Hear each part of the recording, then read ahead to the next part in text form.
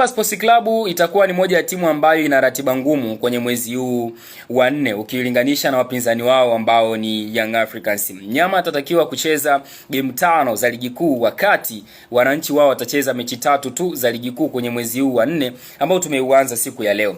Ratiba ya mnyama inaanza siku ya kesho April 2 dhidi ya Coastal Union pale katika uwanja wao wa nyumbani Meja Jenerali Samuyo. Baada ya hapo ataelekea Azam Complex Chamazi April 5 kucheza dhidi ya Azam FC Mzizi Madabi. Baada ya April 5, April 9 watakuwa na mechi dhidi ya TRA United, mechi ambayo itachezwa away.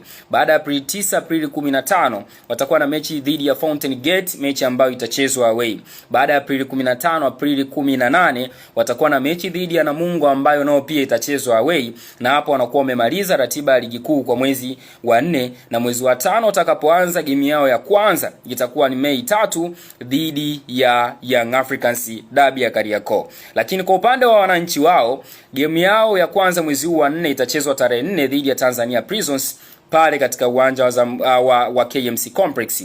Baada ya game hiyo ya tarehe 4 watasafiri kuelekea mkoani Mwanza kucheza dhidi ya Pamba Jiji, mechi ambayo itachezwa tarehe 8 mwezi huu wa 4, na baada ya hapo watarudi Dar es Salaam, watacheza mechi yao ya mwisho kwa mwezi wa 4 ya ligi kuu dhidi ya Mbeya City ambayo itapigwa Aprili 16, na baada ya hapo watakuja kukutana na Simba Sports Club baada ya kuja kwa mwezi wa 5, kwa maana ya Mei 3 ndio watacheza tena mchezo wa ligi kuu dhidi ya Simba Sports Club. Kwa ratiba ya Young Africans kwenye mwezi wa 4 inaisha tarehe 16. Kwa upande wa Simba Sports Club ratiba yao mwezi huu wa 4 inaisha tarehe 18 wakicheza dhidi ya Namungo FC. Umenielewa rafiki yangu? Bye bye.